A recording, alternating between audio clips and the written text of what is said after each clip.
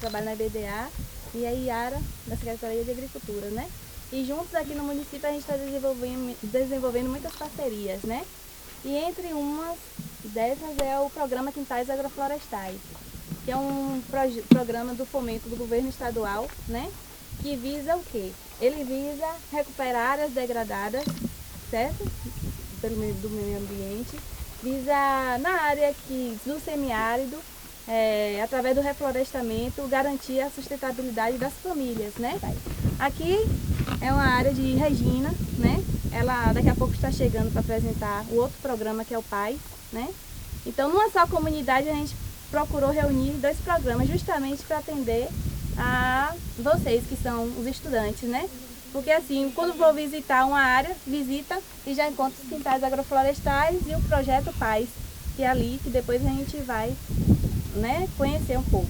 É só para falar para eles, assim, mais ou menos o que seja essa produção orgânica, né, que é tão falada hoje e associada à sustentabilidade, que é a palavra da vez, né, a palavra que está na moda. Hoje todas as empresas que quer fazer seu marketing utilizam essa palavra aí bonita, sustentabilidade, mas muitas das vezes deturpada, né? E assim, aqui, como Nívia falou, a gente tem o Quintal Agroflorestal e a gente tem o programa Paz.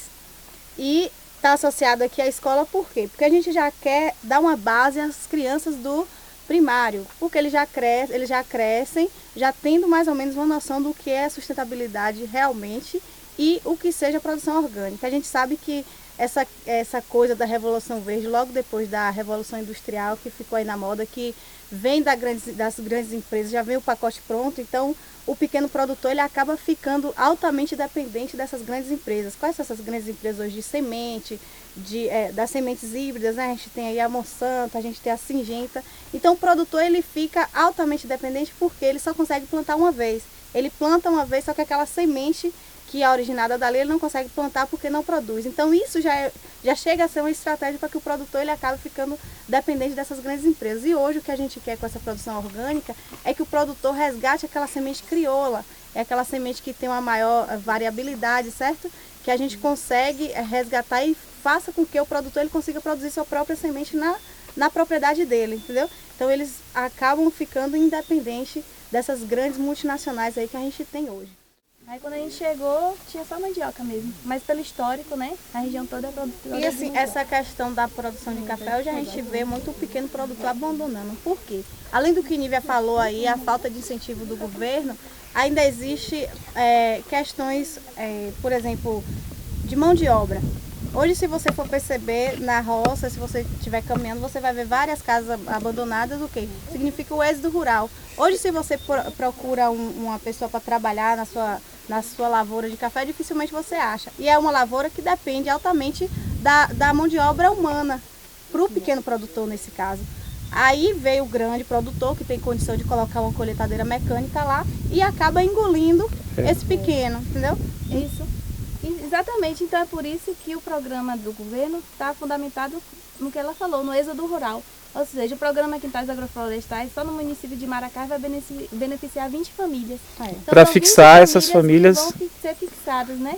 no campo. Vocês vão ver aqui que aqui é o início do Quintais Agroflorestais e ali vocês vão ver a outra parte que já está em andamento, que é o projeto Paz, que é a produção agroecológica integrada e sustentável, né? Ótimo. Então a gente vai começar daqui, mostrar como é que funciona e depois vamos para lá e vocês vão ver como eles estão ganhando um dinheirinho por semana, né?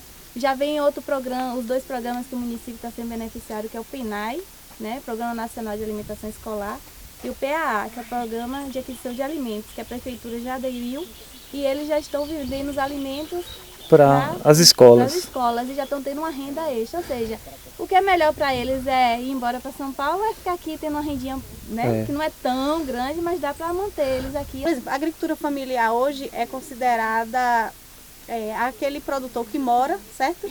Lá na propriedade tem a sua casa e utiliza a sua própria família como mão de obra, certo? Ele não contrata pessoas de fora, certo? Utiliza, tem 70% da sua renda vindo da zona rural, não é isso?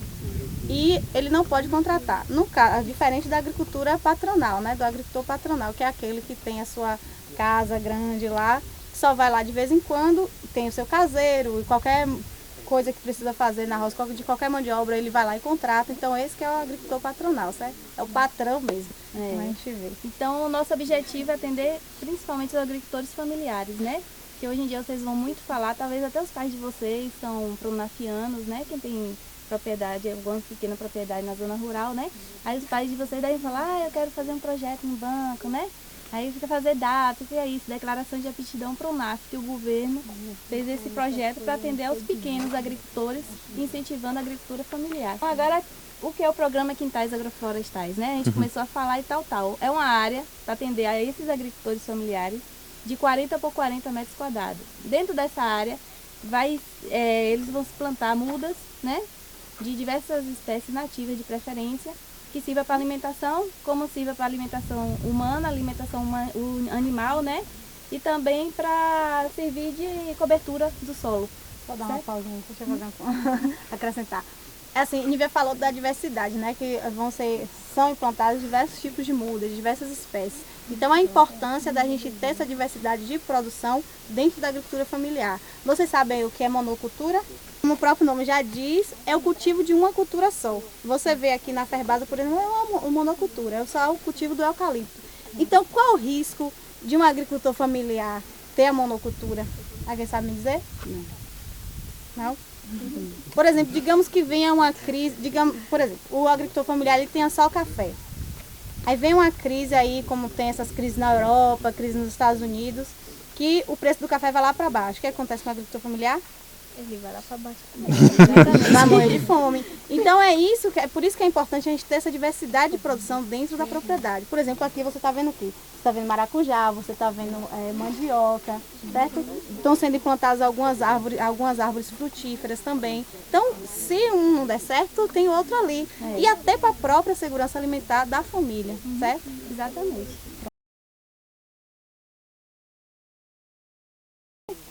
A gente vai fazer o quê? A cobertura do solo, certo? Ela já vai chegar entre uma das ferramentas do projeto é a roçadeira, certo? Vai ter uma área que ela vai roçar e vai trazer esse material para cá, para ir fazendo a cobertura, certo? Então aqui no quintal é proibido capina. É proibida a capina. Vai ser roçada, né? Ou com facão, né? A roçada leve, ou com a roçadeira mesmo que vai chegar do programa, certo? As mudas, quando a gente for andando, já estão recebendo a cobertura, né? A cobertura do solo. E a gente vai fazer uma prática ali, que vocês vão visualizar como é, né? Que funciona, para que serve essa cobertura no solo, certo? A gente olhando o ambiente todo aqui, a gente vê o quê? Um ambiente degradado, não é? Isso. É um terreno ondulado, né? E o que é que acontece com esse terreno ondulado quando é, assim dizer, desmatado? Porque antigamente era o quê? Era mata. Né? Capoeira, né? Era mata, né? Uma matinha leve, outras matas, né? No topo do morro. Aí veio o quê? A ideia de plantar, fazer pastagem, certo. tal, né? O café também, né? O café também. O que foi que fez? Tirou a cobertura, né? Natural do solo, e aí ó, o que a gente pode ver é a erosão, né? Em vários pontos aqui a gente vê a erosão, certo? Então o que acontece com essa erosão quando chove, né? Quando chove, a água vai levando a terra superficial, né? Vai escorrendo a terra e o que acontece? Não nasce mais nada, né? Porque a camada principal do solo é a camada, os primeiros centímetros, né? É o horizonte A, que vocês depois devem saber, né? Eles devem ter alguma noção. E aí carrega esse horizonte no solo e a terra fica um pouco estéril, né? O solo, ele é dividido em horizontes. Provavelmente, como a Nívia falou, vocês vão ver em geografia, né? E o horizonte, o primeiro horizonte, que é o horizonte superficial, tem uma camada mais ou menos de 20 centímetros, é o horizonte A, que é o horizonte mais rico do solo. É o horizonte rico em matéria orgânica, então por isso rico em nutrientes. Então se vem a chuva e carrega esse horizonte, então dificilmente a gente vai conseguir cultivar nesse solo. E uma área assim desmatada, até a ação do vento prejudica. A ação do vento, ela causa erosão laminar, né? Que é aquele vento que vai batendo na terra, vai levando. Por incrível que pareça, a gente não vê, mas né? Você vê aquela poeira e tal, já está levando os micronutrientes. Principalmente em solos arenosos, né? No caso. Faz de conta que aqui é uma terra ainda, já está começando com a cobertura, né? Que a gente fez a cobertura, e aí vai fazer o plantio e tal. E aqui não, aqui é como a gente está vendo, né? A nossa paisagem ali, tem um ou outro pezinho ali e tal, mas está toda descoberta. quando acontece uma chuva forte, o que é que acontece com essa terra, né? Ui. Ela vai o quê? Ó, escorrer. Tá vendo? Mesmo fina, ela já escorre, tá vendo? É. Ela tá escorrendo, tá vendo? Pronto. Aí você vai com o tempo perdendo todo esse solo superficial, que é o solo mais importante para a agricultura, né? Para agricultura, até para pastagem mesmo, é o solo mais importante, certo? Aí quando a gente vai aderindo às novas técnicas de conservação do solo, né? Aí a gente faz implementação, não só com a cobertura morta, que é o que a gente já vai fazer aqui hoje, né? Com teste, como também a cobertura verde. Como é essa cobertura verde, né? Que a gente fica assim sem saber, sem entender como é. É o que? Você plantar, vamos supor, feijão de porco, vocês conhecem? Feijão de porco? Não. É Já um ouvi falar em exemplo. feijão de coco. É outro tipo de feijão. Feijão de porco, ou então o nosso feijão comum, fazê-lo, né? A gente planta, mas a gente não tem a ideia, o objetivo de colher o feijão, é apenas para fazer a cobertura verde. Quando ele está perto de semear, a gente passa uma roçadeira no feijão, né?